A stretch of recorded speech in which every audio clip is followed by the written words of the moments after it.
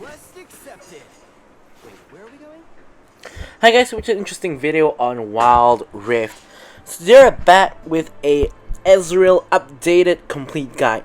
Now, gotta be honest with you guys, not too much has changed from the last complete guide that we did to this one. And that was a updated complete guide that I did on my original complete guide. So, as usual, we won't be going through the skills and leveling order because you can find that in the original complete guide that I did, that of course I will be linking in the description as well as putting up in the cards.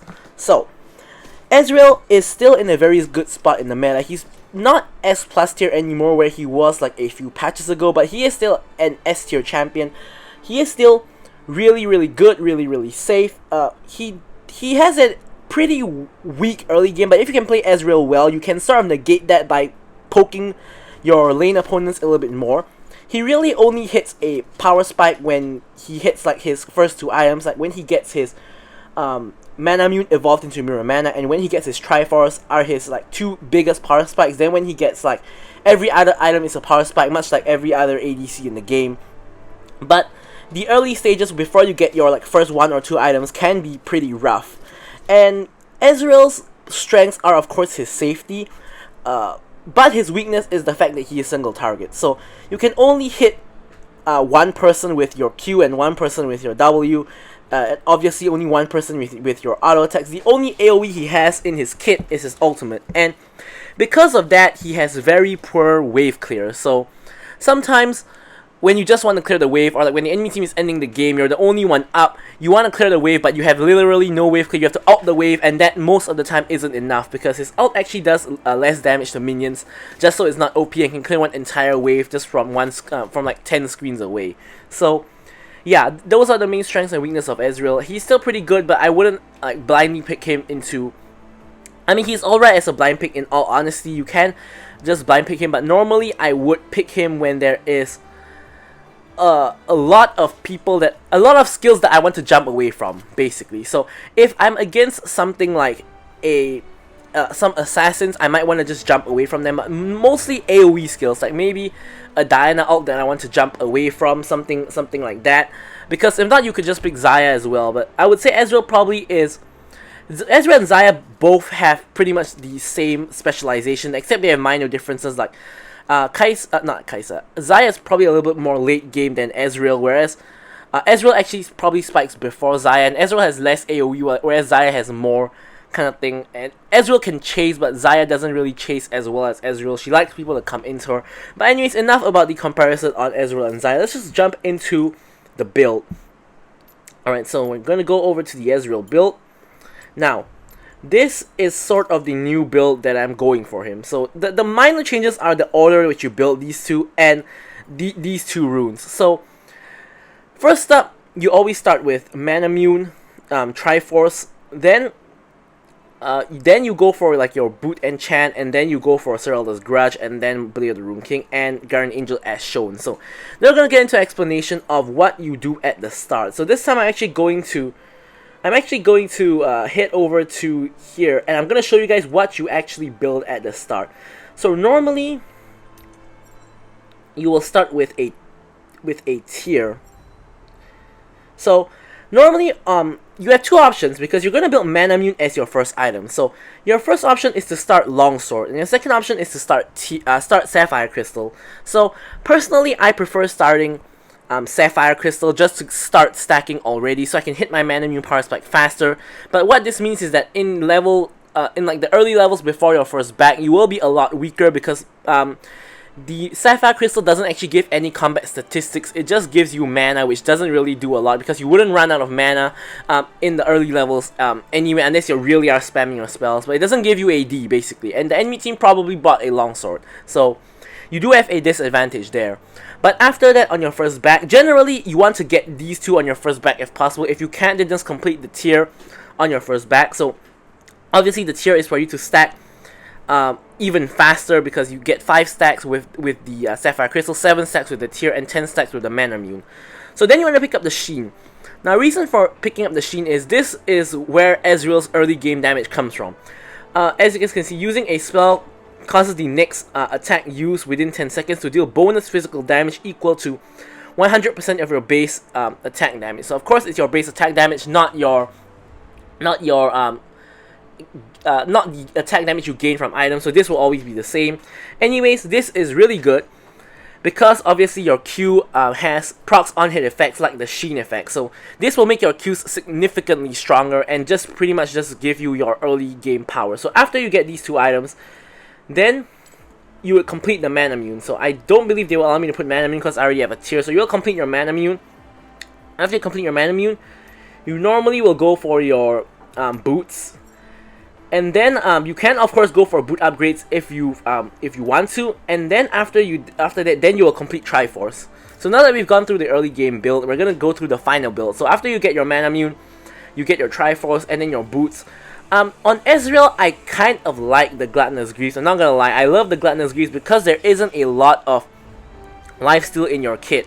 Your main lifesteal is your Blade of the Rune King, which you only build as a second last item. So in some games you don't actually even reach that point in the game. And the only other form of lifesteal you have is the Hunter Vampirism, which, when I get into the discussion of the runes, we will see that we don't actually take that every single game. So generally, I default to the Gluttonous Greaves on Ezreal. Of course, you can also go for the defensive boots if you want to. And obviously, for the enchant, generally you pick up Stasis, but if you need to, you can also pick up Quicksilver.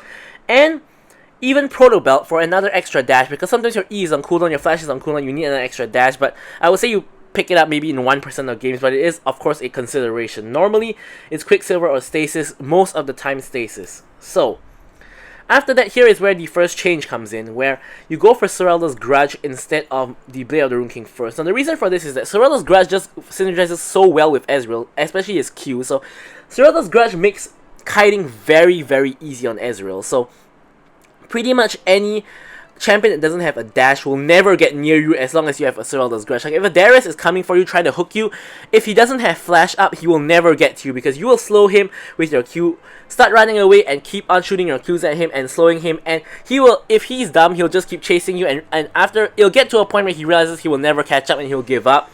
Or if you're in really low elo, he'll just keep chasing you until he dies. But yeah, so Sorelda's Grudge is generally a better earlier pickup than the Blade of the Rune King. But of course, the Blade of the Rune King works very, very well on Ezreal as well. And actually, there was a point in time where I felt Blade of the Rune King wasn't necessary. I think it is necessary, which I did update in one of my commentary guides. But yeah, so you mainly get this for like basically everything. You get the AD attack speed, which Ezreal doesn't really care too much about because he already gets it from his passive. You get the physical Vam, which honestly I think is the main takeaway from the Blade of the Rune King. Of course, you get like the movement speed drain and a little bit of tank shredding on it. Basically all good stats. Basically it doesn't really have a lot of better items in that slot, so you just go for Blade of the Rune King. And to finish up, you pick up your Guardian Angel, of course, for the revive when you need it. So Ezreal has a large item pool. You can actually pick up a lot of other items. So I would say Maul Reminder over Sorelda's Grudge should never be an option. If you really need the Grievous Wounds, you would go just for the Executioner's Calling instead of the Maul Reminder, and then when you get to your last item, you sell Executioner's Calling for Guardian Angel. I would say that you always need Sorelda's Grudge instead of Maul Reminder because it's just too good on Ezreal, much like someone like a Lucian. So you can go for Death's Dance, and you can sub in Death's Dance for the Guardian Angel when the GA is on cooldown. Another last item you could go for is Maw if there is a very heavy magic damage team. He doesn't do too well with Wit's End because he doesn't really care about attack speed, so Maw is better for Ezreal. And of course you can get an early Hex Drinker if you need to. So yeah. So pretty much those are the couple of items, other items that Ezreal can go. Aside from that, there actually is a defensive item Ezreal can go with, is the Iceborne Gauntlet instead of the Triforce. But I personally don't like it because Iceborne Gauntlet is a defensive item, and Triforce is an offensive item, and I think you need the offensive capabilities of the Triforce to really do damage. If you don't, he's not really going to do a lot of damage. So I do prefer Triforce. Some people like to go for the blue build, the Frozen Heart as well. So they go like Manamune into Iceborne Gauntlet into Frozen Heart, which is a very like tanky and very it's just a very tanky Ezreal build, which with a lot of utility, with the slows on the Iceborne Gauntlet as well as the reduction in attack speed with the Frozen Heart. But I personally don't like the build one bit, so I will never go for it. But I'm just letting you guys know it is an option. So now we're going to quickly discuss the runes and the spells before we jump into the gameplay. So for the runes, obviously Conqueror. Conqueror is simply the best rune in the game at the moment. Now, for all 3 of your slots, you do have a choice. So first one, you have a choice between Hunter Vampirism, Brutal, and Champion. So personally, I never take Brutal, but it is an option for a little bit of a better early game. Hunter Vampirism is very good because, as we discussed previously, he has very little lifesteal in his build, or at least in the early stages of the build, like before you reach like your 3rd or 4th item. So if you don't count the boots, so Hunter Vampirism gives you a lot of value because it gives you that lifesteal. Other than that, I switch between Hunter Vampirism and Champion. So Champion, of course, high risk, high reward, gives you 8% extra damage to champions, but every death reduces that by 4%. So basically, in 2 deaths, you have no rune here, basically. But Ezreal is a very safe champion who is meant to stay safe, and generally, you won't die too much in the early game unless you're playing Ezreal really aggressively, which you shouldn't. So Champion is still relatively good to pick up on Ezreal. Basically, I'll see the situation, how likely I am to die, whether I'll take Champion or Hunter Vampirism. So if like there's a very heavy, if there's like a Lee Sin, I generally won't take Champion because Lee Sin can dive me even under tower if his team plays right. If there's like a Draven, I won't take Champion because Draven has a lot of damage and can kill me if I make a small mistake. So things like that. So now, obviously here you have a choice between Bone Plating, which is of course the best anti-burst, especially if there's a lot of assassins or a lot of burst mages in the enemy team, and Hunter Titan if there's a lot of CC in the enemy team. If there's both, of course it is your choice. Now last one, Sweet Tooth generally is the play here. I take it like 95% of the time, but sometimes Mana Flow Ban can be an option as well. Of course, it does give you increased mana at the start, which is not too important, but the more important part is that it increases the damage you deal with Mana Immune because it does scale with your mana. So this gives you more mana, which is equivalent to more damage, but honestly, I don't think it's worth it. I go for Sweet Tooth all the time, pretty much, like 95% of the time. I used to take Mana Flow Ban at one point in time, but I don't really anymore because I just think Sweet Tooth is better in every way. So, for the spells, obviously it's Flash with either Heal or Barrier, depending on if your support took Heal or not. If they did, go for Barrier. If they didn't, go for Heal. So that's pretty much it for the Ezreal build, runes, and spells. Alright, so here we have the gameplay itself. Now, as usual, don't forget to like, comment, and subscribe. And any questions can put down in the comments below, and I will, of course, attend to them. So, in this game, I've actually gone for both Hunter Vampirism and Hunter Titan. So Hunter Vampirism because there is like a Kha'Zix who can kill me easily. There is a Draven who can kill me very easily, especially if Morgana hits me with her CC or like Kha'Zix comes along. So basically, I don't feel safe taking Champion this match because I feel like I might die easily. So I went for the safer option, which is of course Hunter Vampirism.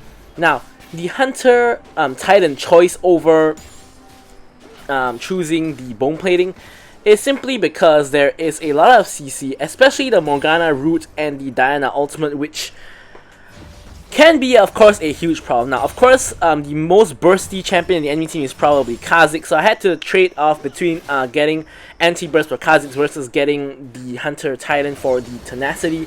So I think the tenacity probably a little bit more helpful, especially against the huge root of Morgana, and yeah, especially against the Diana as well. So I picked Ezreal into this team because there is a lot of things that if I jump away from, it would, you know, help me out a lot.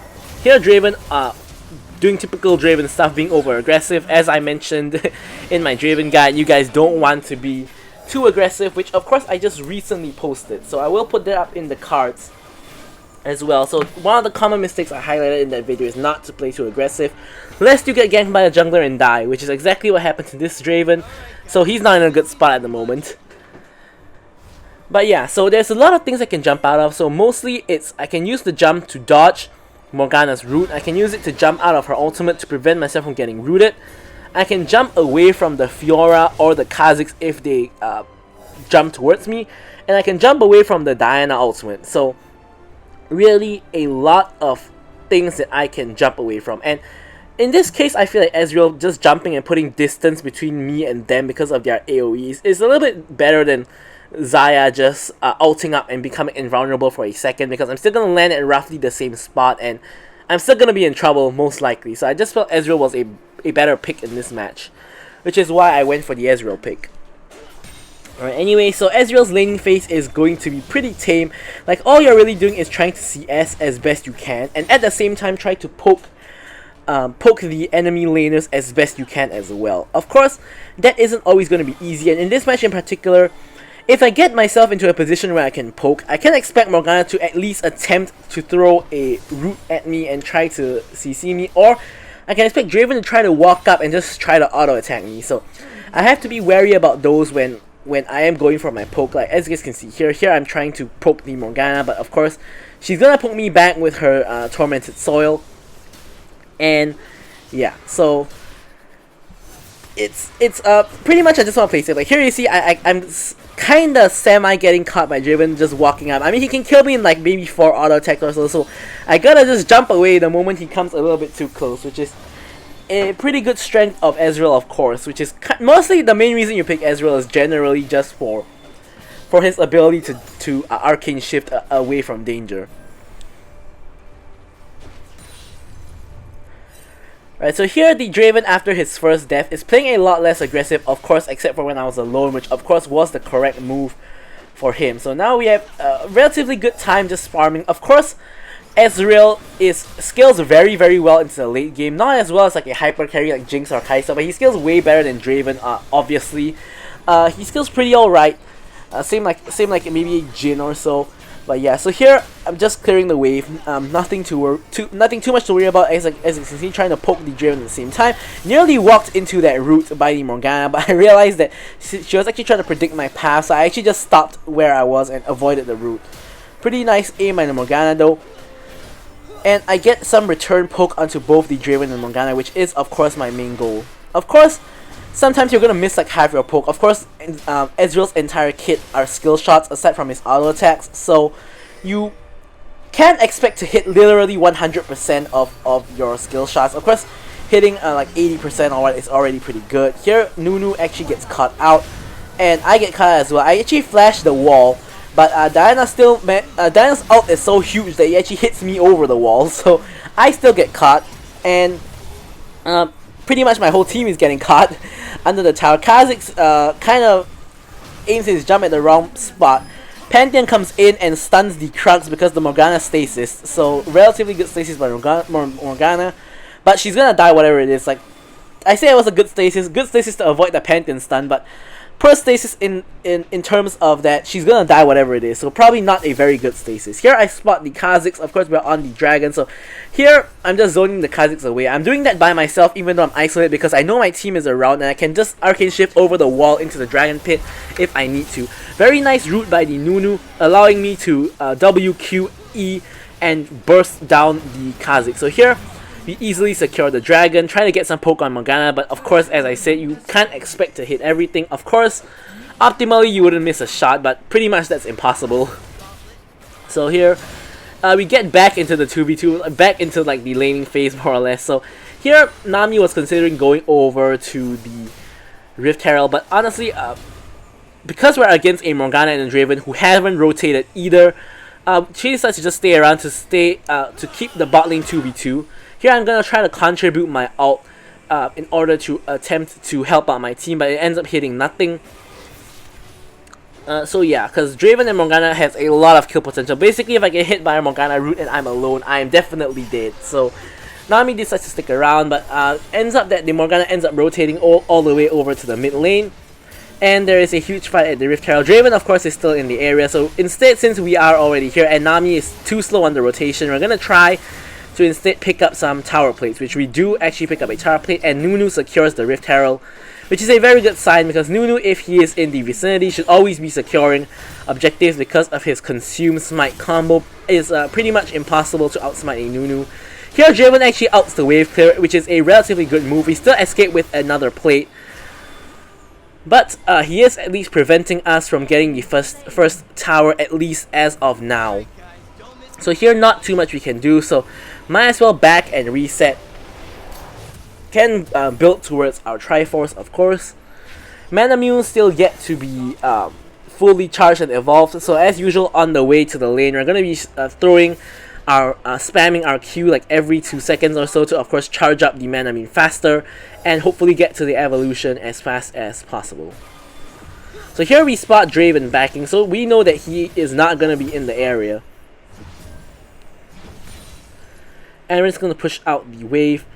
You can see Fiora and the Diana. We know Morgana's in the lane, but we still don't really know where Kha'Zix is. But we do know that he is very low on health, so he's obviously going to be backing. So here, for the time being, we can safely assume we're in a 1v1 with the Morgana. Draven has actually gone to mid lane to stop the Rift Herald. So here is our chance to try to force the tower. But Morgana's wave clear a little bit too good. I get rooted under the tower.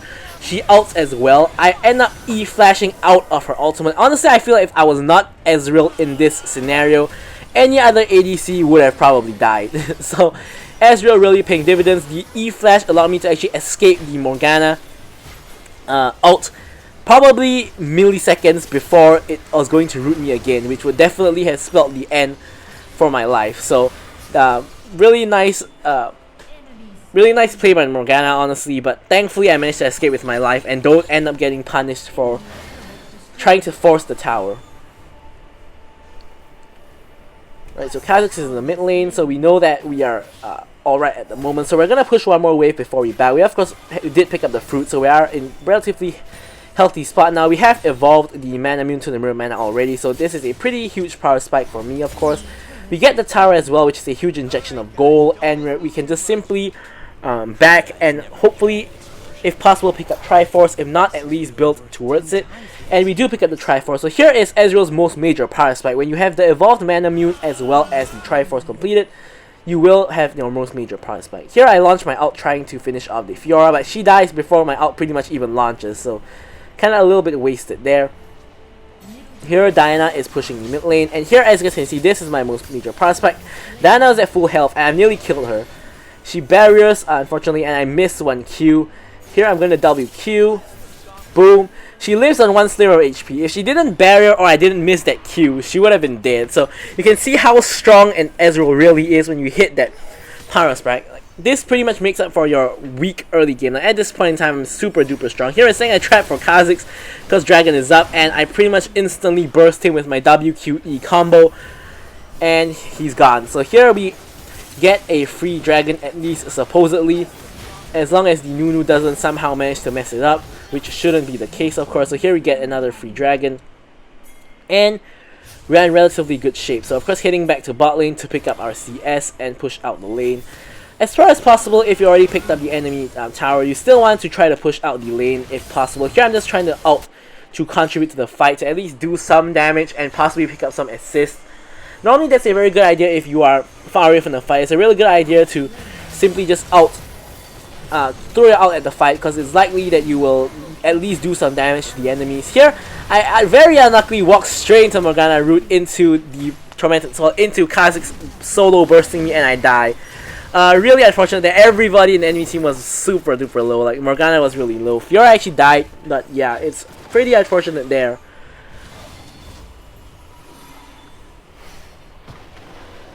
So of course I was probably a little bit too aggressive there. Here, and this gives the enemy team a free Rift Herald. Misfortune in the Rift Herald area, pretty much 1v4 at this point. Not too sure what exactly she's trying to do. Almost manages to trade onto the Morgana before she dies. I'm gonna launch my ult. Oh, it hits! Oh, it hits and kills the Morgana, and nearly killed the Draven and the Kha'Zix as well. Nearly a triple kill from the ultimate, but really unfortunate. So, a small tip I can give you guys about hitting long-range Ezreal ultimates is to aim for choke points. So of course, we saw that they were in the topside river, closer to the mid lane, and they were obviously going to run away. So here, obviously you can just watch us as we destroy the Diana, but they're obviously going to run away because they're all like 1 HP. So the easiest way they can run away is through their topside jungle, and not through the mid lane, of course.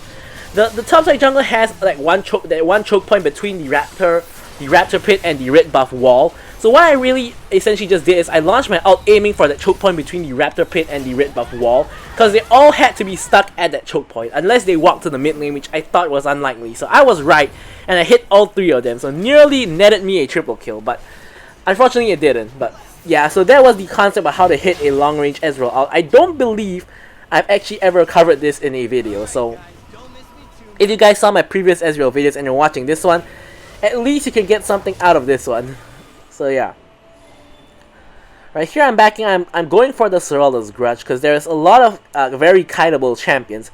Fiora can be kited to a certain extent, so can Draven to a certain extent, so can Diana to a certain extent, and same for Kha'Zix. They all have mobility, but if their mobility is down, they can indeed be kited. So here, enemy team drops Rift Herald on the mid lane. I'm trying to pick up the red buff, which I do manage to do, and trying to join the fight in the mid lane, just launching my ult to clear wave, clear Rift Herald, as well as to do some damage. I walk straight into the path of the Rift Herald, and Draven is 1 HP. I mistimed the E by a little bit, so Miss Fortune picks up the kill onto the Draven. Nice stun by the Pantheon to pick up yet another kill for our team. So here, Miss Fortune picks up a triple, and they're picking up from Baron. So here, I was just waffling around, because originally I thought we should just pick up the tower because Miss Fortune can actually help with the Baron. Then I'm like thinking that's a little bit risky, so maybe I should help with the Baron. Then I regret my decision and go back to the mid tower, but by that time the wave is already gone, so really indecisive decision making by me, which of course is horrible. So here, Fiora walks straight into us, gets exhausted and dies. Miss Fortune picks up yet another kill, and my team pick up the Baron. So honestly, in that situation, both choices were fine. I could either commit to the tower or commit to the Baron, but I shouldn't change my decision after I made it. So after I decided to commit to Baron, I should just stay at the Baron. I shouldn't have gone for the tower. Or if I decide to commit to the tower, I should just go for the tower and not go for the Baron. Because if I committed to the tower at the start, we would have gotten the tower. And if I committed to the Baron at the start, we would have gotten the Baron a lot faster. And there didn't need to be deaths against the Fiora. So pretty much that was my bad in this scenario. I screwed up, and here I'm trying to launch a ult to see if I can snipe the dragon, but of course I kind of mistimed it quite a bit because we didn't really have vision in the pit. So I was more of aiming to do damage to the enemies compared to actually stealing the dragon, but it ended up being somewhat close, I should say. But yeah, so we have picked up the Zhonya's Hourglass, and we're almost towards our Serralda's Grudge as well. So we're doing it in a really good spot. Nice immune by the Fiora riposte, and Kha'Zix is just going for me all the time, which of course is the play for him. But here I managed to of course deal with the Kha'Zix, and we kill 2 other people as well. So we have the Baron buff, and we can get up a very strong push. Only the Kha'Zix is alive, and he cannot really clear wave. Unfortunately, the Morgana is coming up, and so is the Draven, so we can't exactly end the game, but we can at least secure ourselves the inhibitor.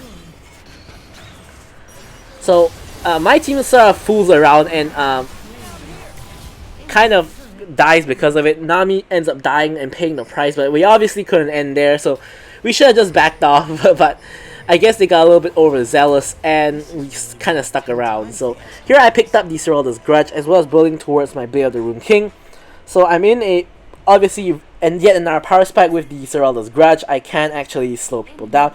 Miss Fortune actually decides to give me the blue buff, and something I haven't actually mentioned the entire video is Miss Fortune is actually playing AP Miss Fortune mid, or kind of hybrid Miss Fortune, because Manamune and Serralda's Grudge is of course AD items, but Serralda's Grudge mostly for the slow and Manamune mostly for the mana, but of course they both give AD damage as well. And then she's going for a Liandry's, and then going to build towards Rylai's based on the 2 components she has now, the Giant's Belt and the Blasting Wand. So looks like she's going for like a more AP focused Miss Fortune, which is pretty interesting. Of course, her E will be doing a lot of damage, and the slow will be pretty insane on her E. So yeah, Miss Fortune doing really well as well. She's 8-2 and 7. I'm 5-2 and 7. So she's obviously she has 3 kills up on me. Here I'm kind of getting pincered by the enemy team, but thankfully they decide to go for, I think it was the Pantheon and not me. There I stasis as well, get the kill onto the Morgana, and Pantheon tries to go against the Diana and the Draven, but doesn't go too well for her, and we're on the chase, but Fiora is actually trying to just get the inhibitor with the push, so Pantheon has to go back to stop her. Pantheon was kind of a little bit low on health as well, so that was logical. Here, for some reason, we are going down mid, but we already got the tower at mid, and we obviously cannot end the game, so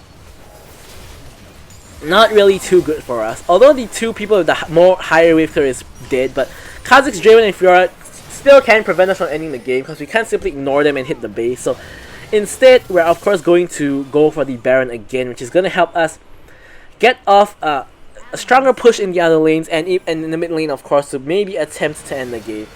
Now, unfortunately here, Misfortune and Pantheon attempts to go and kill the Fiora. Pantheon dies, and Misfortune obviously cannot 1v1 a Fiora, so we're at risk of just straight up Misfortune dying and Fiora going for the back door. So we're gonna instead back and not go for the Baron. So here at this point, it's a little bit too late for the Baron. I'm thinking that we shouldn't do the Baron. We should instead go for the Elder Dragon, because if we go for the Baron and we all die, the enemy team pretty much just wins the game. And if we go for the Baron and get it, and even if we do get it, Elder Dragon is going to come up, and pretty much it's just a very risky Baron, especially since the entire enemy team is alive. So here I'm just going to gear up for an Elder Dragon fight. I already got all my items except my GA, so I'm doing pretty good now. Enemy team honestly does a very, very good play, which is just to shove down mid. So they're just shoving down mid and getting a lot of mid lane priority. Here I'm just trying to shove the bot lane to get some priority there. Enemy team obviously is coming from mid lane and collapsing on us, but our team is coming as well. So all we gotta do is kite it out. Pantheon ult comes in, Nami ult with hits pretty much everybody. I flash out of the Diana ult and stay in the backline. My ult onto 3 people, and I'm jumping in now. I'm just doing damage to whoever I can. Try to slow the Kha'Zix to get the kill on him. Diana dies to me as well. And here you can really see how Ezreal outscales Draven. I pretty much nearly 1v1'd him. I think I could have killed him 1v1. But my team backs me up, of course, which is the safer option. And pretty much the entire enemy team dies. The Fiora and the Kha'Zix are up. And honestly, we could try to go for the end here. Not sure if we would get it, but we could try to go for the end here. Kha'Zix again tries to kill me. But at this point, I have my E back up. I can jump away from him, and I have the lifesteal from the Blade of the Rune King. So I am recovering a lot of my HP. Here, obviously, Kha'Zix might want to try to jump in. Obviously, I have no CC, so I can't actually stop him from jumping in. But obviously, Kha'Zix cannot outsmite Nunu if Nunu does the Consume Smite combo, which I do believe he does. So instead, since we just killed the Kha'Zix, we're instead just going to simply go for the secure onto the Baron Nashor. And then from there, we can look to end the game. Of course, there is a huge wave at the bot lane, even though we try to push it out.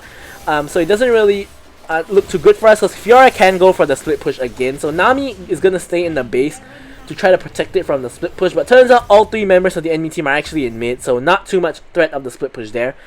Here I'm going to head over to try to help Nami clear the wave. I may not have the best wave clear as an Ezreal, but we have the Baron buff and I am nearly full build. So my basic attacks and my spells are going to be doing a lot of damage to the minions anyway.